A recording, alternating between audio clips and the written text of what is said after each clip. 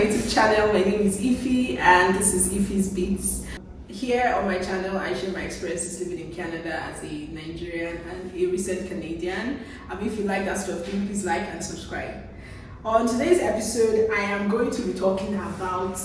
Okay, before I move into that, let me introduce my wonderful guest. Today I have the beautiful Julia here with me to dissect a very fun and light-hearted topic. On today's episode, I'm going to be talking about dating in Canada. I think when I decided to talk about dating in Canada, I was very curious, mostly because I felt like I always hear stories. Especially from any single person I know, there's always a story to tell. Before I came to Canada, I used to hear all those, what do you bring to the table, what do you bring to the table. I always thought they were preposterous. One of my friends told me that someone asked her, what do you bring to the table? In Miss Canada? Yes. Are you serious? I'm not joking. Is that about exaggeration? I was like, ha! They're asking that one inside. I automatically think anyone that even asks that question doesn't even, before they approach you, they even have an idea of what they want to start with. Like, what do you mean by what do I bring? I bring my entire life. I don't, it's such a silly thing. It's like, what you see on that Non's Mirage show, what do you bring? Like, what are you talking about? A grown adult, what do you bring to the table? I bring myself. I bring myself my spoon, cutlery, so I can eat off the table. Exactly. You, what did you put on the table? Basically, the topic is dating in Canada, what your experiences have been. So first of all, I just want to start with like your experiences back in Nigeria. Did you date anybody? And now, don't give us specifics, just like experience in general, especially how it compares to Canada now. Did you experience any shock entering into the dating scene in Canada? Yes, of course. So back home in Nigeria, it was easier to meet people. Yeah. And I feel like Nigerian men are bolder when it comes to approaching guys, like girls, sorry. So you can be somewhere, people approach you. But here in Canada, they will look at you and that's it. So most people, I think they are just scared of maybe approaching because, oh, let's not look like I'm harassing this girl. Yeah. Or maybe they're just not bold enough to like walk up to the person and say, oh, can I have your number and stuff like that. So yeah, it's harder to meet people here. Yeah. It was easier to meet people in Nigeria. The first shock for me was when I just got here, I think it was like a few weeks, and I was like, I think at the peak of winter, December, it was like around minus 16 degrees, double digits. So and that time I was talking to someone, so he's not African, Okay. and then he was like, oh, let's go and hang out and all of that. I was like, okay, so what are we doing? He was just like, oh, he wants to take me somewhere. So I left it, let there be a surprise element, right? Yeah. So this guy came to pick me. He came from my house, went to Leduc, and he took me to a park close to Leduc. And he told me, let's take a walk. So we took a walk in the park under like minus 16 degrees. Is it cold? No, it's not cold. Are you cold? No, I'm not cold. You're not cold? No, You want to get out? no, Are you cold? no. You're not cold? No. Are you sure? I'm freezing. I was freezing, so I just gave it like 10-15 minutes. I think, I'm a bit too cold, like, can we go back? And it was already getting dark, so he took me home. So I was like, wow, okay. That was it. That was it. Like, it was a cultural shock, but I was like, okay. I kind of excused it because he wasn't African, so there's that kind of difference. Like, dating for them is different from Africans, especially Nigerians. Yeah. So I was like, okay, I didn't really take it as, but it was a shock because I was freezing. Yeah, I'm shocked now. Yeah, if it was like during summer or maybe even spring, I'd have said okay, but my guy, how can you bring me out? I was freezing, I'm new in Canada, like. I knew all this. I wasn't adjusted to the weather. What is it? So that was funny. Then this one is of recent. I didn't expect this one because I was surprised he was African. Okay. And then. But was he African that grew up here or like grew up in Africa? He didn't grow up here, but he has been here for let's say like 10 years-ish. So, he came as an adult. But he's not Nigerian though. Okay, did he come as an adult? He came as an adult. Okay. So he's African. You get so, and this was of recent, like in December. So when it started getting cold and everything, and he texted me and he was like, "Oh, can we take a walk on Saturday evening?" Why in the evening? I was like, "You want me to take a walk with you on a cold winter night or winter evening?" And he said, "Yeah." I was like, "That sounds like a murder mystery." Are you trying to kill me? Let's go. If you're trying to kill me, or what's up? Like, he was like, oh no, that how can you want to kill a beautiful girl? I was like, oh no, it's cool. Like, I can't do that. I don't mind us sitting somewhere, even if it's a cafe or something, but taking a walk in the evening. Yeah. Why? As what's their thing with walks? I don't mind it because, do you understand? Yeah. I take walks. I used to take walks a lot when I was at my former place. So I don't mind taking walks, but why does it have to be on a cold evening? I don't know, but as a date, there are other things people can do now. I guess I notice most guys here are just trying to, because really, how much can you spend? Because if they meet a girl today and they're like, okay, let me take this girl out, and then takes her on an expensive dinner today, then it doesn't pull through. And then maybe next month they meet another girl. So how much can you actually spend? So most people on the first day, they like to go for something very casual, where they don't need to spend so much. Yeah. I understand that things are difficult, things are hard, Yeah. but let there be some thoughts put into it. Like, make sure you think about it very well. Yeah. But I feel like I understand what you're trying to say, but in Nigeria, they are spending money on this. They still spend money. Nigeria is also hard, so I don't know if that's really a good excuse for them. Right? fair point. Okay. Do they even ask what your interest is to be able to, for you, whether you're willing to take a walk before they're asking you to take a walk? Or it's just expected that you are just willing to take a walk? I think for the African guy, he knew I used to take a walk because he met me when I was going on a walk one time. That's how. But for the other guy, he just assumed, to be fair. He just assumed because we didn't have that conversation. But that was it.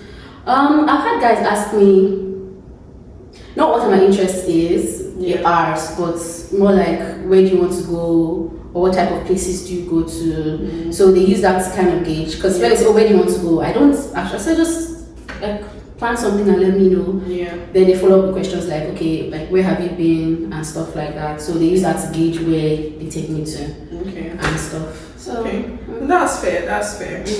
Okay, so I know here I feel like people use the apps more. I don't know, do you use apps when you were in Nigeria? I know, especially coming from a homogeneous country, racially homogeneous place, I don't think we used to use a lot of dating apps as compared to here. Have you used dating apps? How has your experience been with those dating apps? So in Nigeria, I did use dating app for a couple of weeks during COVID. Okay. But that was during COVID, everyone was bored and that was it. But on those dating apps, I actually met a couple of people that I still talk to till now, like very reasonable people. Yeah. So when I was coming to Canada, I knew that okay, in the past I've met a couple of reasonable people and I was open to it when I was coming to Canada. So when I came to Canada, I joined, I think, Bumble, first time. You are very open. I just want to put it out there because I've had some friends that will say, join dating app, they'll be doing as if no, they're going to I get it, oh no, I actually understand it because joining dating apps for me feels like at this point I'm begging. Yeah. I please see me, oh. but it's fair. That's where we are. That's where we they are. are. As you said, they are not bold. So. So I joined Bumble. I hadn't started working, so basically for boredom's sake, and I think that was where I met that first guy that took me to the park for the walk. The next person I met there was no headway. It was just for a few weeks, and then I went off. Then, like sometime last year, I joined Hinge. I don't think I stayed up to 72 hours. Why? I got overwhelmed, and to be honest, it feels like I'm begging at that point. So I'm just like, please, this is not for me. Yeah. And someone just messaged me, oh, 8 p.m., this place, blah, blah, blah. You've not even said hi. Like, that was the best. Let's do lunch, 8 p.m., blah, blah, let's do dinner, 8 p.m., clicking this. I was like, unintentional man. Yeah, right. It could be that or a murderer. I watch a lot of true crime shows. Okay. Her arms were cut off. Her legs were cut off. Her ears were cut off. Her tongue was cut off. Her nose was cut off. Her eyeballs were plucked out. Her eyebrows. So yeah, it felt a little overwhelming. So by like the second day-ish, I left. Yeah. Okay. That's my experience with dating apps. So would you say you've met more people off like dating apps versus on dating apps? Oh, definitely. I've met more people off dating apps because I go out a lot. Like I try to almost every weekend. I have something to do. So I've met quite a number of people off the apps, and yeah. That's fair. I feel like if you are listening to this and you're single, then I guess the advice would be that you should go out more. Go out more, like build community, network with people and stuff like that. You definitely meet people. Like one person introduces to another person who introduced you to another person, who introduced you to a group of other people. Oh, nice. So that's how it has been for me. Yeah, and I think that also what contributes to it is probably where you stay. Also, I think it doesn't make it easier, like being like more centered than versus if you're out at the outskirts of the city. I was at the outskirts of the city. I was like in Southwest, like down. I just moved here like in November, so I was still going out. Okay. Yeah, but it was more difficult for me to move around. So those ones I had to think like twice if I move around. And then I also had a friend who I used to stay with. So if I need to do something like downtown and I know, okay, we're going to close late, and I'm sleeping at my friend's place, I don't go back to the Southwest. But yeah, okay, that's how it has been. So you just have to be intentional about trying to like go out, spread your tentacles, meet people. Yeah. You also have to be careful. Yeah. It's not everybody you meet that you carry along, to be fair. Like, I've had to drop people along the way that, okay, my values don't align.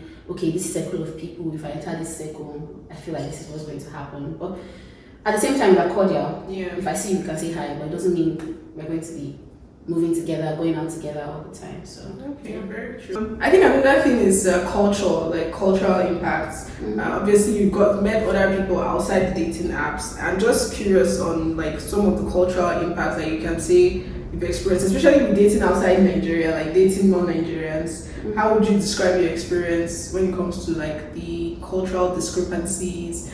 For example, that taking a walk now in -16, that just sounds insane. it's crazy. So are there examples of that? To be fair, no. Like that's the only person that's not African that I've actually gone on a date with. Yeah. So to be fair, no. But from my perspective, based off of that guy, the cultural difference in music. So I don't really watch TV as much. So I listen to music a lot more than and our music taste was just very, very different. Yeah, that was one. Two, the food too. Yeah.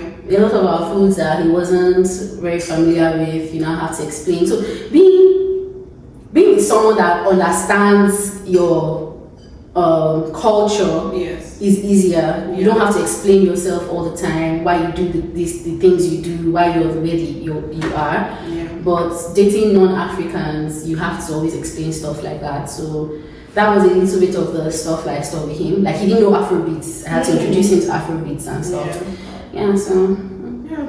I wonder if... sorry.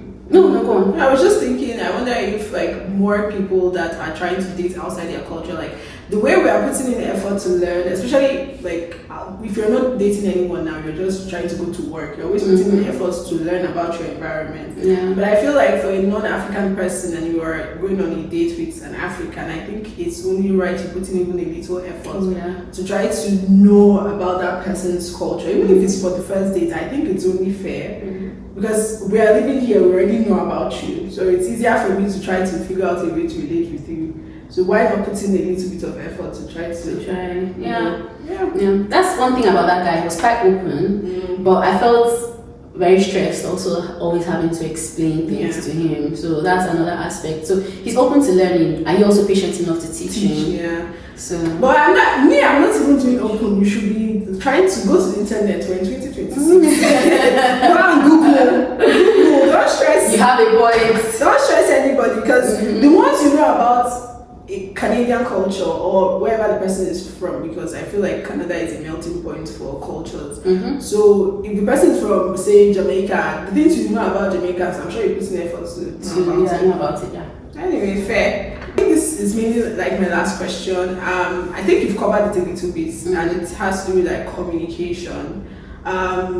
Just in general, how do you find? I know you've already described at least the Nigerians you've met, Nigerian men being less bold because they're afraid of being accused of harassing people. But how would you describe like the communication in general? Do you think, at least for those you've actually tried to date, do you think it's been very different compared to Nigeria? I've heard, specifically the reason I'm asking this is I've heard situations where people say men here, very preposterous. I've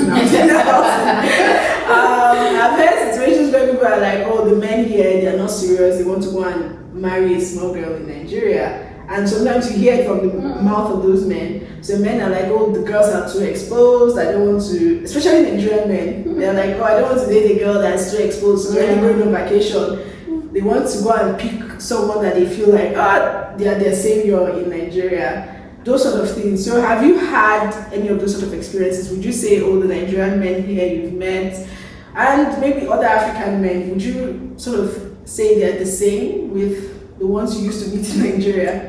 Communication wise, I feel like they're the same. Okay. So communication wise, like if you meet someone in Nigeria and he's ready to play, he's not going to be direct with you, he's not going to be clear. Let's see how it goes. Let's see how it But if you meet someone in Nigeria that's ready for marriage, he'll tell you, oh, I'm looking for a wife.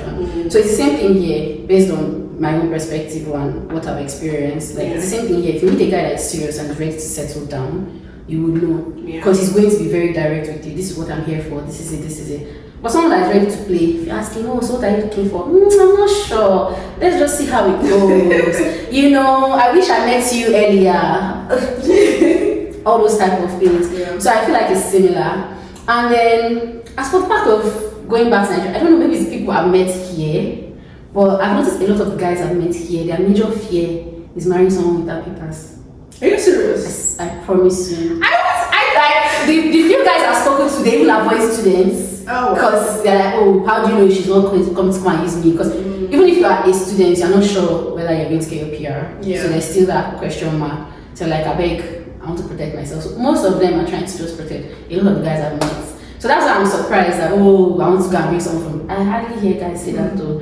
Like, in fact, when you meet a guy, when I go out, when you meet a guy, first thing I ask, oh, how long have you been here? They're trying to gauge whether you have your papers. If you tell them like 2 years or 1 year, they say, oh, so was it PR or are you a student? They want to just know what they are doing here. So that's based off of my own experience, based off of the guys I've spoken to, like my friends. So they're scared of not dating someone with papers. So they're scared of bringing someone from Nigeria. A lot of guys. That's what I know. So okay, that's a new perspective. I do know people say the papers part, but I didn't. Anyway, I guess I've been experienced. Yeah, they're like, so how long have you been here? What are you doing?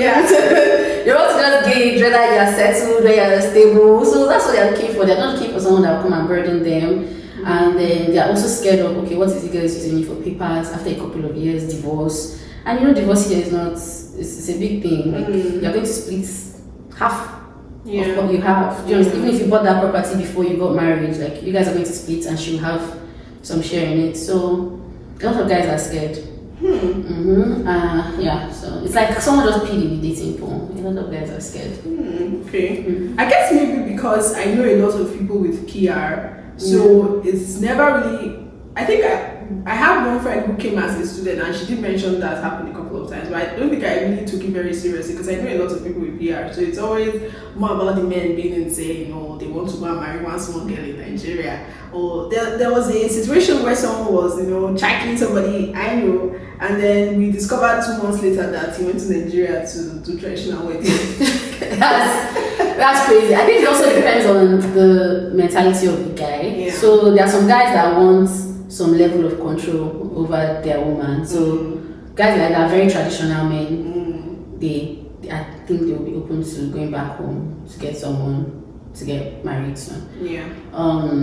So just generally, I just feel like my own experience, like someone peed in the dating pool. Another thing I've noticed about guys is that not just guys, even girls, a lot of people are so guarded here. They are afraid to be vulnerable, they are afraid to let their guard down. Do you understand? So I really don't know what happened, but something happened. So it's like someone hurt you the first time, you're afraid of getting hurt the next time. So I just thought to share this. So there was this guy I was talking to one time, and he was, because women are not innocent. So we have our fair share of, and then we were talking. Because of his work, it was like 2 weeks on, 2 weeks off. So we hadn't gotten time to see, but we were just talking. And we had already planned, like, fixed the dates and all of that. But I noticed the same time I go to his story, he's always posting stuff that is speaking about women in like a condescending manner. Women are this, women are that, women don't do this, women don't do that. It kind of rubbed me off the wrong way. Do Do you understand? Yeah. Right now, the reason why you're seeing me as one angel, this is because I've not upset you yet. Yes. And that's bound to happen. Like, Yeah. it will happen. So, if you're coming to the relationship or if you're coming to whatever it is that we're doing already hot, I may do something out of innocence, but because you already have like a preconceived notion, Yeah. you're going to take it as far this girl is one of those girls. Yeah. When, to be honest, my intentions were clear or clean. And I wasn't wrong with that because after a while, I just told him, okay, I've noticed this about you. Even a couple of times when we were talking, I was just throwing banter about snoring. Guy, I snore when I'm very tired. So I was just making banter, you know, like, I don't snore, you get. And he goes, women like to do Barbie, like they don't shit, and then he started shitting on women. So I just told him, okay, this is something I've noticed and I'm not comfortable with, and I don't think it's going to work. So we never even went on that first date. Wow. Me, as if we're talking and I see that, okay, this person, some kind of values, there's some things that don't align. Yeah. I just cut it straight, like, because I don't like leading people on. I just know it's not going to work, it's not going to work. I don't want to waste my time either. I'm looking for my husband. Yeah. I'm looking for a placeholder. You're hearing. I'm not looking for a placeholder. Okay? So I just told him it won't work, so we never went on the dates. But much later, because he was in like the group of people that I usually hang out with, we went out and we were talking. And yeah, he heard I had moved to my own place and he was like, oh, when is he coming to see me and stuff, like see my place? I was like, I don't have a couch yet. When I do, I'll let you know, like so that you can come. And he goes, so what do you mean now? You want me to buy you a couch?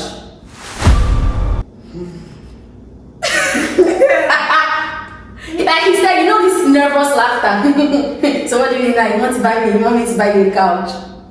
I was like, did I just say that? I'm so sorry, but what have you been through? It was not like, you know, girls now, they'll be telling you they are hungry so that you can buy them food. Like, If you like me, just buy me food. Walai, I think food is my love language. so that's what I was doing. I said, wow, you've been through a lot though. I said, so I can't even say I'm hungry beside you. Like, so there's this preconceived notion where, do you understand? Everyone is so guarded. Once a girl does this type of thing, even if you're coming from a place of, because me, I was actually, why would somebody buy a couch for me? On a normal day, I'm careful about the kind of gifts I collect because guys can be like the devil. They're giving you the right hand, they're taking from the left. So it's not every gift I'll collect. Do you understand? There's so many times like guys are, oh, let's go on this trip, let's go on that trip. Why are you taking me on the trip, please? What are we going to do on that trip? You're going to collect that money you spent with your left hand. Yeah. So why would I even tell you? Are you my father? To be honest, if I get shagged, I want to buy you couch. Collect the couch. So why would I even ask? Like if you want to buy me, that's fine. But why would I ask you to like? So I had to let him know that's not it. So that's what I was talking about, bleeding on other people. Yeah. I'm doing something out of my own conscience. Like me, I'm just speaking. Tomorrow, if you're going to go and tell somebody else, like if you're going to go and speak to someone else, say this girl tried to ask me to buy her couch. Yeah. When that wasn't the case. Yeah. But because you have this preconceived notion that women are a certain way, women are this way, you already misconstrued my statement. Yeah. So I don't know, you are giving this person too much grace. I don't want to curse anybody else. please talk. Maybe I try to be very understanding. I try to give people grace. But please say what you need to say. Any can poop. Any can poop. What do you mean? Any man that is posting women like that, goats, a big goat, a grown goat. I have to tell you, you have to heal. Whatever women did to you, say, that you have paid women's rent, even thank you. Women are not accountable, women are not this, women are not that. And I say you have to heal. That one is an incel that is starting out. Like, yeah, and you don't know it. I a grown man, I'm sure he's in his 30s. Yeah. Doing incel behavior. Do you understand? Yeah. Did they put you at one point? But yes, you want to marry a woman. How do you want to marry a woman when you feel like all women? I said you have to heal. Like I've noticed this, and I told you have to heal. Like I can't do anything with you. Heal is too Stop. Heal is too nice. Grow up. That's an incel. A 16-year-old boy. If you check now, he has not dated anybody. You should go and sleep. Maybe one small Lagos girl ate one small fried rice. You should go and rest. I told you there was one time I told one guy, I was like, he sent me a video about gold diggers, and I just laughed and I said, do you know the funniest part? Of all the guys that I met, it's only those that don't have gold that is always about gold diggers. Oh God. What gold are we digging? It's bronze. I just said, It's bronze. how much is the money? It's bronze. Those that have the gold, they'll tell me it's digging. They are not bothered. Like, they're not bothered. If I have gold, why am I bothered about gold diggers? There's no where that came from. Relax. Exactly. So a lot of people are hurt, Sha. Someone peed in the dating pool and it's just been infected. And some of them are not hot. They are just idiots. And I feel like a lot of people are just consuming negative content. Exactly. There was one girl that tweeted on Twitter, especially Twitter. Twitter is infested with nonsense. Yeah. So she got me a tweet and she was like, oh, she went on a date with this guy and they finished ordering food. So while they were rounding up with their meal, he was like, oh, let him go and take a call. So she was like, and in her head she was like, no problem, she has money to pay. Before the guy came back, she had paid for the meal. And he was like, why did you pay? That she told him that she has seen people talk about how this guy disappeared on them on the dates. And she didn't want to wash plates, so she just paid. And that she realized that it was because of some kind of conditioning that she had already conditioned herself to think, okay, let me pay, this guy has bailed on me. Do you understand? So you don't know how these contents, all these negative things are going to affect you as a person. So I'm like, why do you always go to those negative ones? Those are the ones you are feeding on. Feed on the positive things so that you can know that there's still good out there. Yeah. You have a point. And Twitter got worse after Elon Musk started offering money. Yeah, so, everyone wants to be a banger boy and banger girl. It's crazy. Anything is range bait now, so fair. But anybody that is saying that thing, for when women say it, you can see that there's femicide. There's a lot of statistics to back up, like when people are referring to men harming women. Yeah, a lot. But when as a man you are tweeting or putting something on social media like all women are this, all women are not accountable. In my mind, I don't know, that's a man child. It's crazy. It was crazy. And then you tried. I was like, I can't go on this date with you. We can still be friends though. Like if I see you, I'll be cordial with you. That's the thing. Like, even if it didn't work out, I'll still be cordial with you outside. Yeah. So because you're a nice person. Yeah. Take it. Yeah, you're a nice person. I can't go on that date. That's why I can't go on that date with you. It won't work. There's no need. And I think he was hot and he said, no, thank you, no problem. You get that kind of message.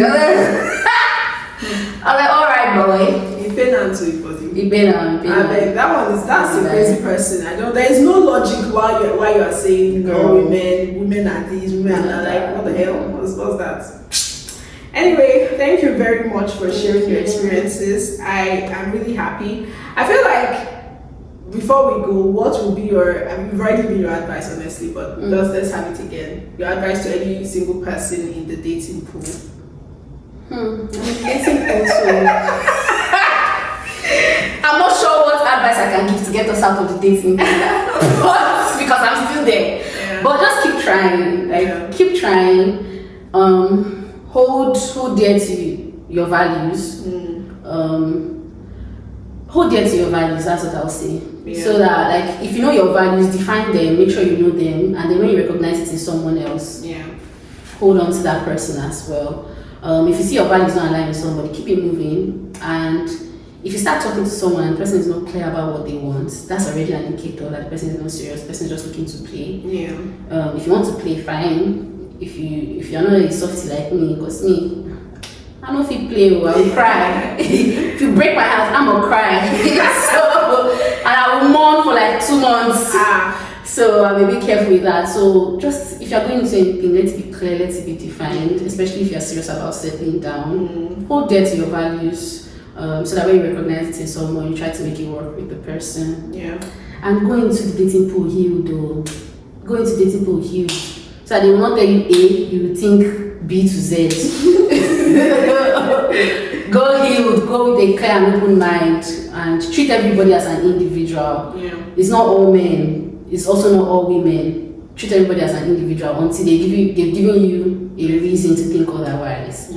Yeah, so thank you very much. That was very nice advice. Honestly, I think you should start your channel, or at least post more on your channel, because I feel like you're a natural with this. Maybe do dating when you make your dating series, right? Yeah.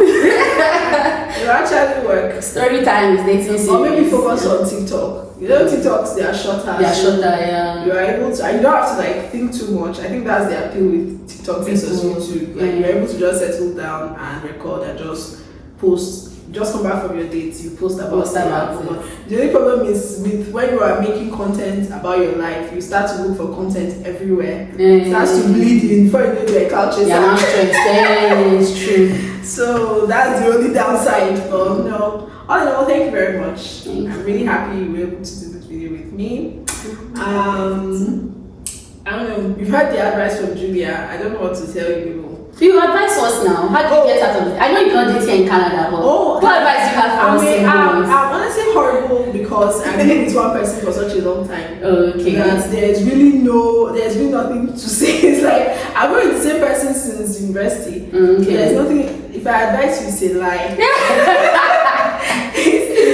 It's a lie. It's not saying it's like, okay, this is just one of those people. Because I honestly feel like there's a lot of luck and there's a lot of intention also. Luck in the sense that you can put in all the work and have all the good intentions, and if the other person is not interested, it takes two to tango. Yeah, there's not much you can do. You just have to hope that every day when you come into this thing to work, the other person is also interested in putting in as much work as you are. But you know, I'm all for single people enjoying their lives. Have fun. Yes. Me, with all these things, I make sure I have my fun. Yeah. Like, have fun. Don't make the search be your whole identity. Don't make it like if you are going out and you're going to a party. Yes, you're going to meet people. Don't make your major goal or your major motivation for going there to meet a guy. Make your major goal and your major motivation for going there be to have fun. Yes. Do you understand?